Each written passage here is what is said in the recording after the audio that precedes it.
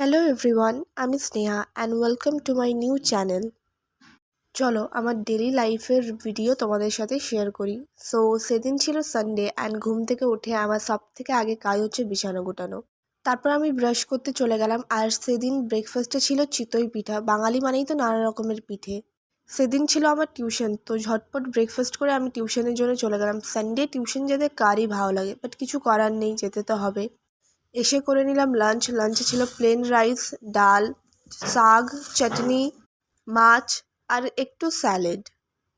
Lunch করে দিলাম ঘুম, আর ঘুম থেকে উঠে একটা আলাদাই গ্লো চলে আসে। বুঝতেই পারলাম না কখন 4 ঘন্টা ঘুমিয়ে গেলাম। আর এখানে ভাই এখনও ঘুমোচ্ছে। অ্যান্ড বিকেলে আমাদের জন্য বাপি পাপড়ি চাট এনেছিল। খুব টেস্টি ছিল, বাট অনেকক্ষণ ধরে রাখা ছিল না, তাই পাপড়িগুলো নরম হয়ে গেছে।